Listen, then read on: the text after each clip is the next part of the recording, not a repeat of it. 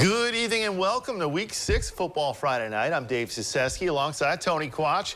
Dylan Tyson will join us later in the show. Tony, the Lima Senior Spartans coming off an impressive conference opener last week versus Bowsher, back in front of the home faithful tonight. That's right, Dave. Back-to-back wins for Senior High puts them at a 3-2 mark this season, and they look to continue that momentum with a showdown against the Woodward Polar Bears. Over to Spartan Stadium, Lima Senior has outscored their last two opponents 84-28. Both victories looking to make it 3 in a row against Woodward. No score first quarter, and Spartans quarterback Janias Hall rolls out to his right and passes over the middle to Samarian Dowdy for the score. Spartans go up 6-0 after the missed PAT.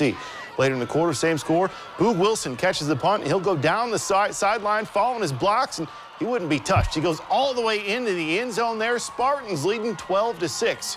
After another stop on defense, the special teams coming up clutch again. Up 12-0, that's Cameron Nix, the linebacker, returning a short punt as he changes his direction and goes to the right side, and he will follow his blockers as well, get down inside the 10-yard line. And then Hall and the Spartans would cash in as Hall's going to hit Chance Sanders for the 3-yard touchdown pass. Spartans win 56-6 in a rout. More WBL action as Shawnee hosting Wapakoneta. Redskins with a 14-2 edge in the last 15 years against the Indians. Indians still looking for that win number 1 in 2023. Late first half, Skins up 21-0 with Jace Nows punches it in from 2 yards out, puts Wapak up 28-0. Indians offense trying to get something going. However, the Skins defense was rolling as Bryson Pack gets the quarterback sack. And here comes the offense again. 28 seconds remaining in the half, and the Skins strike again. It's Reese Snerry scoring from 3 yards out, 35-0 at half. First possession of the third quarter, it's a short pass to Jarrett Mullen, and Mullen does the rest as he turns on the Jets all the way down the sidelines, 82-yard score. Wapakoneta wins 42-6 to final. We head to Putnam County for a battle between Bath and OG. The Titans are still searching for their first win of the season. Wildcats, on the other hand, they're looking for their first victory against OG in 20 years. In the third, Bath trails 21-14, but not for long. Zach Welsh breaks out of the pocket, and he will find his way into the end zone. The sophomore ties things up at 21.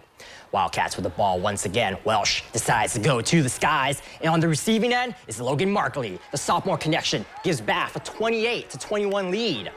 OG is looking to get something going. Payne Coolman hands out to Vinny Brinkman, and the Titans continue to move the chains. However, time is running out in the fourth.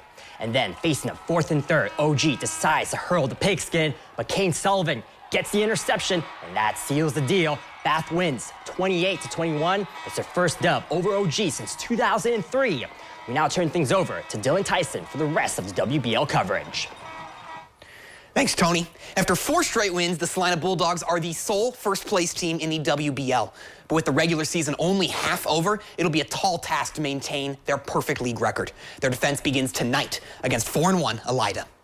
But between these Bulldog squads, the orange and white are not far behind in the WBL ranks. Elida is one of 3 one-loss teams in the WBL competing for a share of the title, but they'll do it without their starting QB. Wideout Isaac Earl moves under center after last week's injury to Ryan McGew. Salina with the ball first, and they'll get on the board first. A 9-play, 63-yard drive capped off by quarterback Bobby Morris, taking it in himself. Very quickly, it's 7-0 Salina. Elida's first drive ends in a botched punt, so it's a goal-to-go situation for Salina. Direct snap to Braylon Gabes, and the wideout walks in untouched. End of the first quarter, Salina with a stunning 14-point lead. Elida with a chance on offense. Isaac Earl back to pass, and he's going deep. A perfect ball right in the bucket for a tightly covered Jackson Kovalt. And on 4th and goal for Elida, Coach Harmon runs the option. Amari Walsh gives Elida their first points. PAT's missed, though, so it's 14-6, but boy, did Salina answer. Fielding the kickoff is Parker Benty, and he's got room all the way to the house to give Salina a 21-6 halftime lead. They remain on track for their first league title since 1995, 24-12. And now St. Mary's hosting Van Wert. Last year, these were 2 of the top 3 teams in the WBL. But this year, well, Rough Riders just earned their first win last week, and Van Wert's first 5 weeks were a buzzsaw. They lost 2 of their last 3 against Salina, Defiance, and Wapak.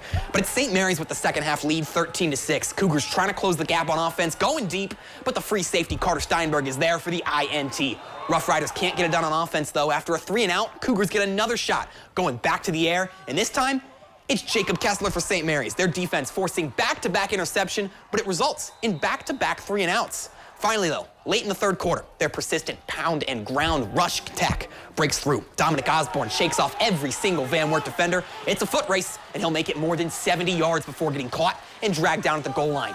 That play sets up an Osborne touchdown. It's going to be 21-6, and although Van Wert will make a late push, it's the Rough Riders making the defensive stand, pulling off their upset for the second straight week, 21-19. One last WBL game tonight. Defiance, after trailing 12-8 early, comes back for a 46-18 wallop of Kenton. The Bulldogs join Wapakoneta as the two teams challenging Salina for a share of the title. And tonight in the Northwest Conference, a face-off between last year's top two teams. Get the highlights from Allen East and Columbus Grove and the rest of the NWC when Football Friday Night returns.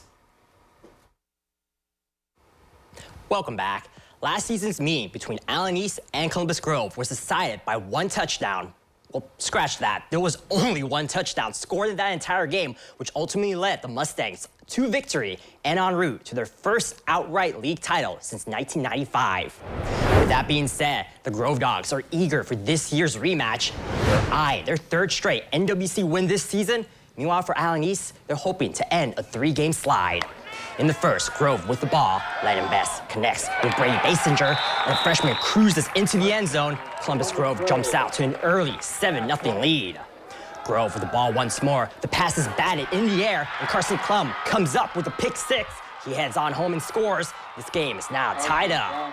The Mustangs with the ball once more. Jackson Thompson decides to take it himself, and that's the right move. The sophomore gives his team a 14-7 lead, but that lead wouldn't last for long. Best hands it off to Trent Barraza, and this Bulldog Jr. puts not one, but two spin moves. Barraza with an early contender for Play of the Week. He ties the game up for the Dogs, and they go on to win 47-28. Switching over to Hardin County, the Bluffton Pirates carry their 5-0 record into War Memorial Stadium to do battle with the Ada Bulldogs. Ada is seeking their first league win of the season and their first victory against the Pirates since 2017. In the second, Bluffton leads 27-0. Garrett Bogart gives it out to Landon Worcester, and the junior splits through a sea of purple. He marches all the way into the end zone for the score. Pirates lead 34-0.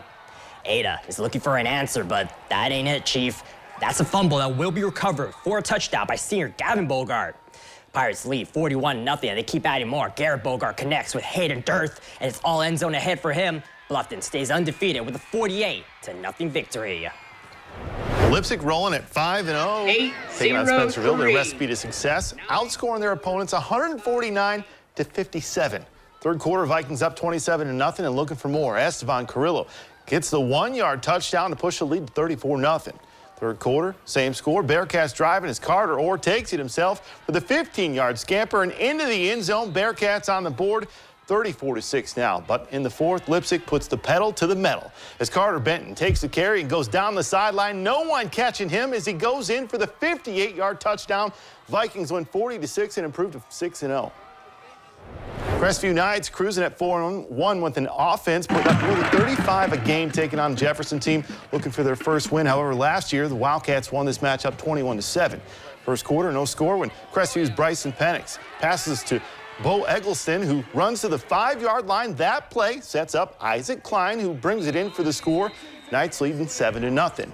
Same score when Tyler Wilkins going to take the carry, and he'll slip past the entire Knights defense, up the gut, no one catching him. He'll score 72-yard touchdown to make it 7-6 after the missed PAT, and a big answer for the Wildcats. But Crestview would answer back. Bryson Penix goes to the air to Ren Sheets, who gets behind the defense and beelines for the far side pylon and in for the touchdown. Crestview wins this one 52-6.